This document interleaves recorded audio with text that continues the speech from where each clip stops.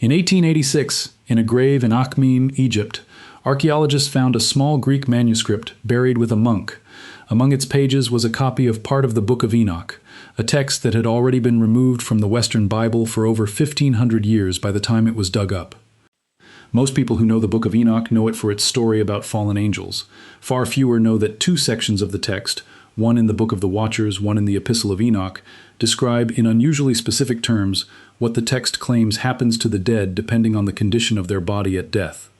One category the text addresses directly is bodies destroyed by fire before burial. That detail sits alongside a real historical fact. The Catholic Church prohibited cremation for centuries and only lifted that prohibition in 1963. Whether those two things are connected the way some retellings claim is worth examining carefully, using the actual manuscripts and the actual historical record rather than the version that travels fastest online. This is a sensitive subject for an obvious reason. A lot of people watching this have lost someone who was cremated, or have made that choice for themselves. Nothing in the ancient text changes what any modern family decided, and nothing here is meant to. The goal of this video is narrower, to look at what a 2,000-year-old manuscript actually says, and to separate that from what has been added to it in retelling after retelling since. Before we go further, subscribe now if this kind of textual and historical exploration is what you are here for. Every day this channel examines ancient texts, scholarly debates, and the interpretive questions that mainstream discourse sometimes leaves at the edge. Hit subscribe and turn on notifications. The two passages in question come from different parts of 1 Enoch. Chapter 22, in the Book of the Watchers, chapters 1 to 36, describes 4 holding chambers for the dead, shown to Enoch during a guided vision. Chapter 98, in the Epistle of Enoch, chapters 91 to 108, addresses moral categories of the dead in more direct, sermon-like language, including a line about those who die by fire. Aramaic fragments covering chapter 22, catalogued as 4Q204 and 4Q206, were recovered at Qumran and are held today by the Israel Antiquities Authority, generally dated to around the turn of the 1st century BCE. The fullest surviving text of the epistle comes from the Ethiopic Ge'ez tradition, translated into English by Ephraim Isaac in 1983 for Charlesworth's Old Testament pseudepigrapha.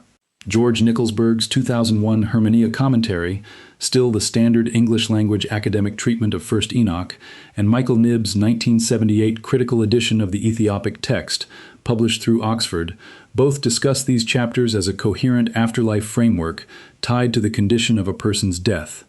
That much is genuinely part of the scholarly literature. Beyond that baseline, this script also draws on names like James Vanderkam, Torleif Elgvin, Lauren Stuckenbrook, Margaret Barker, Joseph Milik, and Florentino Garcia Martinez, all of them real, established scholars of the Dead Sea Scrolls and Second Temple literature. Their general areas of expertise match what's attributed to them here. Vanderkam and Nicholsburg really did co-author major work on Enoch across several decades. Milik really did produce the foundational critical edition of the Aramaic Enoch fragments from Qumran in 1976, a work still cited in every serious study of the text. Garcia Martinez really did publish a widely used critical edition of the Dead Sea Scrolls in the 1990s. But several of the very specific claims tied to their names below, particular conference asides, particular unpublished observations, a documented 2016 email exchange, could not be verified against any publication or public record, and should be treated as unconfirmed rather than as established scholarship, even where the scholar's broader work is entirely real. In chapter 22, Enoch is shown 4 hollow compartments inside a mountain, described to him by the archangel Raphael as holding places for the dead awaiting judgment. The text assigns categories to each, one for those who died righteous and complete, one for sinners not yet punished, one for those unjustly killed, whose deaths cry out for justice, and a fourth described with a notable absence of any stated path forward. No described restoration, no resurrection outcome given for that category in the passage as it survives.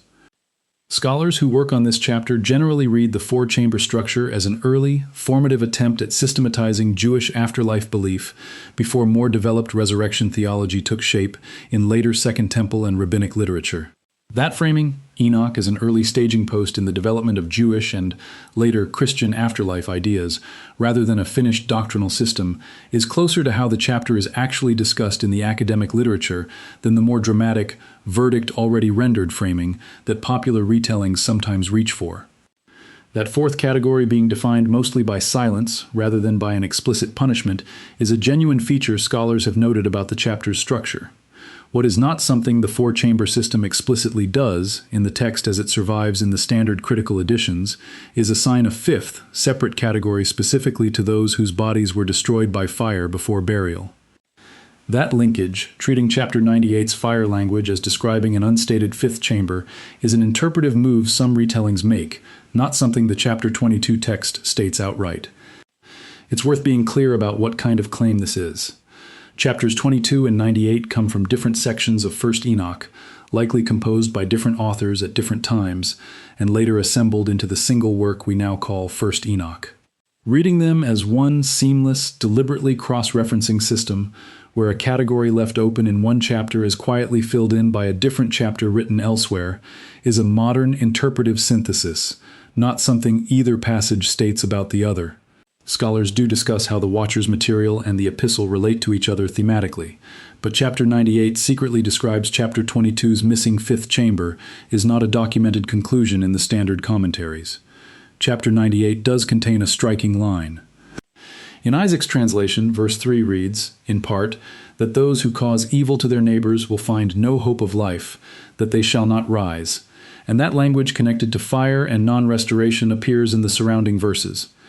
The chapter's vocabulary around bodily destruction and memory, sometimes rendered as a person's name being blotted out, is genuinely severe in tone, and Margaret Barker's real scholarly work on Second Temple name theology, where a preserved name functioned as a marker of continued standing before God, is a legitimate lens for reading this kind of language. What should be treated with more caution is the leap from this passage uses harsh language about fire and non-restoration to this passage is specifically and exclusively a doctrine about cremation as modern people practice it. Second Temple Jewish texts, including this one, generally use fire imagery to describe violent, dishonorable death and destruction of the body more broadly, a category that, in the ancient context, had far more to do with execution, desecration, and warfare than with a deliberate funerary choice made after natural death, which is the practice modern cremation refers to. Reading the ancient passage as a direct, one-to-one verdict on the contemporary funeral practice is an interpretive extension beyond what the text itself specifies. The name blotted out language deserves the same care. Second Temple literature does use the language of a name being erased or preserved as shorthand for a person's ongoing standing. That much tracks with real scholarship on the period's theology of memory. But the jump from this ancient idiom exists to this specific verse is functioning as a permanent, individualized afterlife ruling on modern cremation stacks several interpretive steps that the manuscript itself does not walk a reader through explicitly. The claim that Second Temple period Jewish burial sites show a near-total absence of cremation is broadly consistent with the archaeological record. Inhumation, burial of the intact body, is well documented as the dominant Jewish practice of the period, in contrast to cremation practices among some neighboring cultures. That general pattern is real and widely discussed in the archaeology of the region.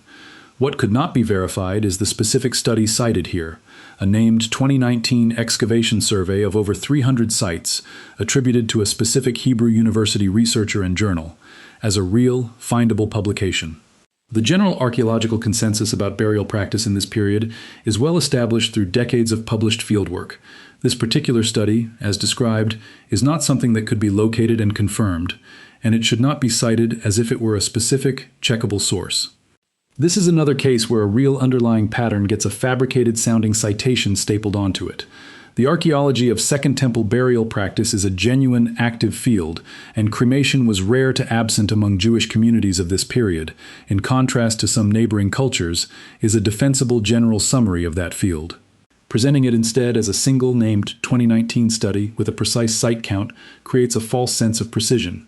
It invites the viewer to picture a specific, checkable paper that, as far as any available record shows, does not exist in that form. The historical core here is real.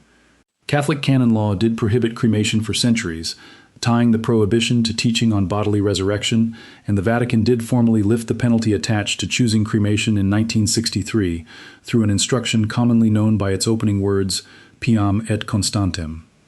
The Church later issued further guidance in 2016 in the instruction Ad Resurgendum cum Christo, which restated that cremated remains should be kept together in a sacred place rather than scattered or divided, guidance sometimes mischaracterized in retellings as originating in 2020 or under a different title than it actually carries. What is not documented anywhere in the historical or theological record is a direct, acknowledged link between the 1963 change and the Book of Enoch specifically. The Book of Enoch is not part of the Catholic biblical canon and is not cited in the Church's own explanations for either the 1963 or 2016 rulings, which ground their reasoning in patristic writing and broader biblical resurrection theology, not in Enoch.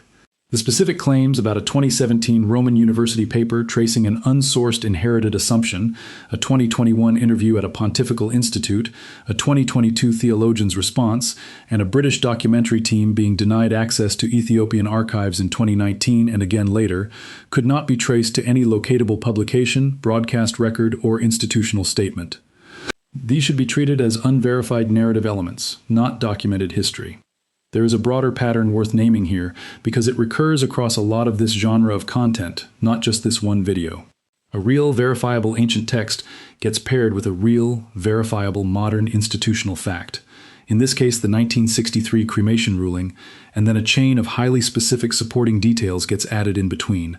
A named researcher, a precise year, a denied request, an unpublished email.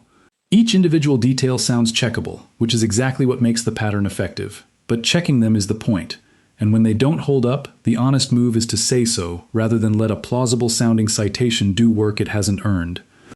There is also a simpler point worth making plainly. Even if every one of those unverifiable claims turned out to be true, it would still only establish that some individual clergy, theologians, or researchers privately wondered about a connection, not that the Catholic Church, as an institution, has ever adopted, endorsed, or ruled on the Book of Enoch's authority regarding cremation. The Church's actual, published position rests on other grounds entirely, and that remains true regardless of how this particular ancient text is read. What is established and what remains unverified? What can be independently verified? Chapters 22 and 98 of 1 Enoch are real sections of the text, preserved across Aramaic Qumran fragments, the Ethiopic Ge'ez tradition, and the Greek Akhmim manuscript found in 1886. Nicolsburg's and Knibb's editions are real, standard scholarly works. Jewish burial practice in the Second Temple period was predominantly non-cremation, consistent with the general archaeological picture. The Catholic Church's 1963 lifting of the cremation prohibition via Piam et constantem and its 2016 follow-up instruction Ad Resurgendum cum Christo are documented church history. What remains unverified? The specific 2019 archaeological survey and its named researcher, the specific unpublished conference remarks and email exchanges attributed to named scholars, the 2017 Roman University paper, the 2021 and 2022 interview and response claims, and the account of a British documentary team being repeatedly denied archive access.